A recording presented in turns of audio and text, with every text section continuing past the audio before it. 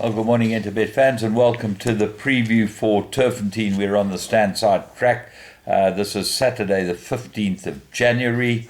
24 pentometer, so we've got good to soft going, and 4 meter false rail at the 700 meter mark. 9 race program, start off at 12 o'clock, maiden plate fillies and mares, and they go 1600 meters. Very, very thin indeed. The two horses that have got the form are Danteras and Miss Otis. Miss Otis is 12 to 10 favourite, the second run after a rest. That's very negative.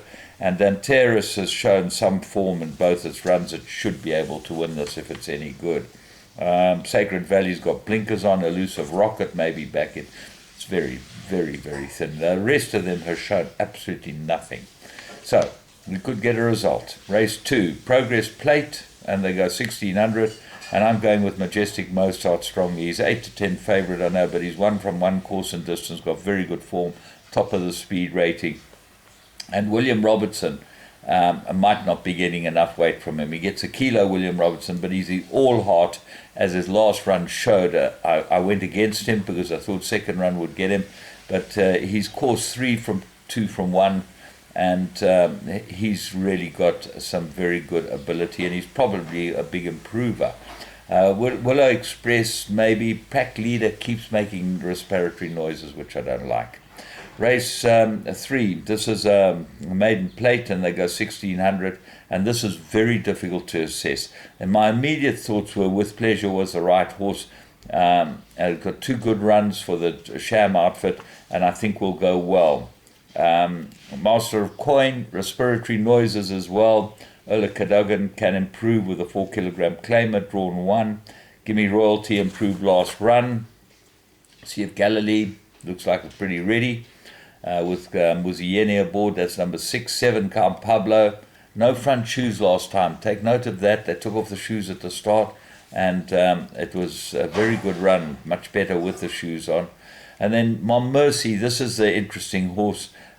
Probably a big improver and could be ready, but Positive Attitude's the favourite, number 12, and looks like the very good first run could improve as well.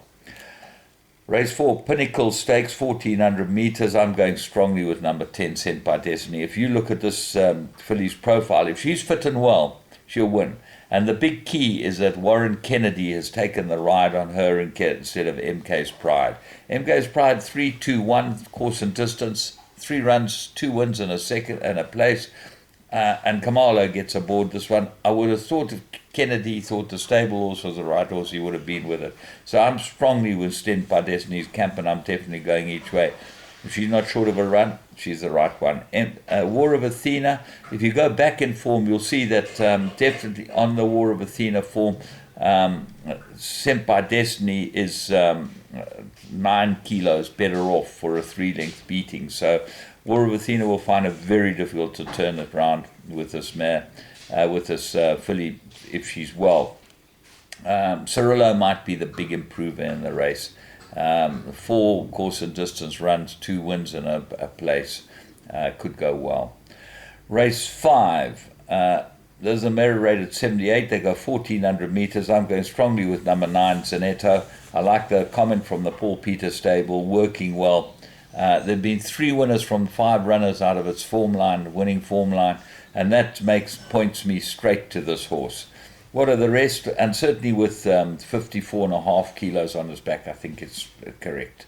Emerald Princess, good form. I thought this might improve. Looks like it's reasonably merit-rated, Emerald Princess. And then Look Yourself, very good form. Matsuyama rides this filly well. Ablan, 2 good wins. And there have been 2 winners out of each of her runs as well, so she's got to be a danger. But can he give Zanetto 5.5 kilos? That's the question that you've got to ask yourself, and that's why I'm going with Zanetto. Race 6, Pinnacle, 1100 metres, extremely difficult. 2 younger fillies look like they might fight it out. Celestial Love with the Mellow board, 3 from 3 course and distance. That's very impressive. And Sweet Future looks like a big improver. Warren Kennedy jumps aboard this one too. So have a close look at that jockey booking. But she did travel and that's always against them. Battle Force has got outstanding form, but I'm surprised Muzi's not on that. So he's on Vasim for the Roy Magna outfit. He rode it the last 2 times before. De Gavea rode it last time. Look for big improvement from Vasim. Bohica might be a big improver with a stable companion. Riverine, who's third run, I know he's getting long in the tooth, but he's very effective over this Turffontein straight. Chimchuri Run's got good form. So there's a lot of horses that come into this race with a chance, and maybe it's one of those races that you take virtually the field. Race 7, Swallow Stakes, 1160 meters. Seem to remember winning this with Fabulous Act. One Under Your Spell, to me, absolutely the right horse. Calvin Habib for Sean Terry. Calvin rides this filly well. She's had 3 rides, 2 wins, and a place on her. The weight seemed to suit her. I can't look past her. Big Burn might be better around the turn. Maybe the 1200 not her best trip. I know that she has just beaten by Sound of Warning last time, but if you take a line, you'll find that Sound of Warning wouldn't be able to beat Under Your Spell. So what else? Supreme Quest. This horse is an interesting one and might be the big danger. I know she's only rated 102 and should not beat Under Your Spell at these weights, but she could be the big danger. Freed from Desires on a roll, and Shield of Roses, remember when, well, they look like they've got it all to do here. Race 8, this is a merit-rated handicap, and they go 1160, which is a 1200 Turpentine, and I'm going with Spanish Boy. Kamala, I think, is the right rider for this horse. Could go very, very well. Run second. Looks like he's in the right place. But then the 2 3-year-olds, Cleaver Green and Good, you don't know about them. And Cleaver Green won very well first time out, but on times would battle to beat Spanish Boy. And Gota won very nicely and beat Goliath Heron, who came out and won. So they look like the main danger. Sing for Nico, always dangerous. Race 9. This is a 1800 meter merit-rated handicap, and you got to go with Zeus here. He's won 2 very impressive races. I think he'll probably go in again.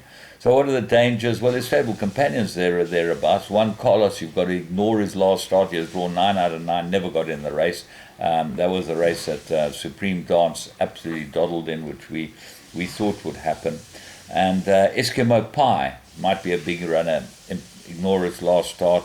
The finder of the race, Romeo's Magic for the Brett Warren stable, number 6.